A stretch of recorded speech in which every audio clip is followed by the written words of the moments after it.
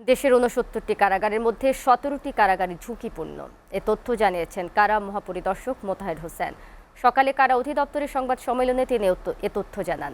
৫ আগস্টের পট পরিবর্তনের সময় পালিয়ে যাওয়া কারাবন্দির মধ্যে এখনও ৭০০ আসামি গ্রেপ্তার হয়নি বলেও জানান তিনি।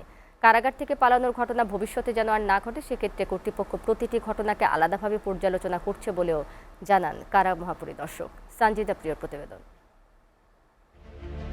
সম্প্রতি রাজধানীর বঙ্গবন্ধু শেখ মুজিব মেডিকেল বিশ্ববিদ্যালয় হাসপাতালের সাবেক মন্ত্রী আসাদুজ্জামান নূরের ওপর হামলার ঘটনা ঘটে।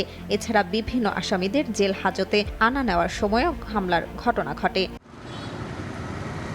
কারা অধিদপ্তরের সার্বিক বিষয় নিয়ে কথা বলতে গিয়ে এ কথা জানান কারা মহাপরিদর্শক। তিনি বলেন, কোনো আসামিকে পুলিশের কাছে হস্তান্তরের পর কারা কর্তৃপক্ষের আর কোনো দায় থাকে না। দুর্বল নিরাপত্তা ব্যবস্থার কারণে গ্রেফতার হওয়া আসামিদের উপর হামলার ঘটনা ঘটেছে।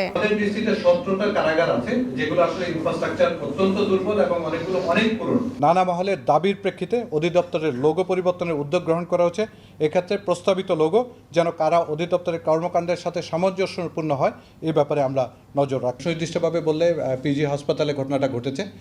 এখানে আপনারা যদি দেখে থাকেন যে আমাদের রক্ষীরা এখানে উপস্থিত ছিল এবং তৎক্ষণাৎ ব্যবস্থা নিয়েছে বলে ঘটনাটা বেশি দূর গড়াতে পারেনি।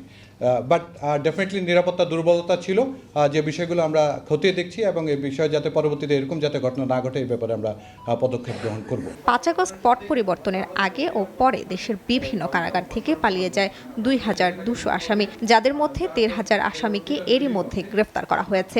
এদের মধ্যে ৭০ জন মৃত্যুদণ্ডপ্রাপ্ত ও আলোচিত মামলার আসামি রয়েছে। পুনরায় গ্রেপ্তার হয়েছেন ১৫০০ মতো, অ্যারাউন্ড ৭০০+ বন্দী যারা এখনো পলাতক রয়েছে। ১৭৪ জনের মতো বিভিন্ন যারা জেএমবি অথবা বিভিন্ন নামে ছিলেন তাদের মধ্যে, আর শীর্ষ সন্ত্রাসী নামে আমাদের ডেফিনেশনে ১১ জন মুক্তি পেয়েছে। দেশের বেশ কিছু কারাগারে অবকাঠামো এখনো দুর্বল, তা সংস্কারে কাজ করছে কারা কর্তৃপক্ষ। আর কারারক্ষীদের বিরুদ্ধে সুনির্দিষ্ট অভিযোগ পাওয়া গেলে কঠোর ব্যবস্থা নেওয়ার কথা জানান কারা মহাপরিদর্শক।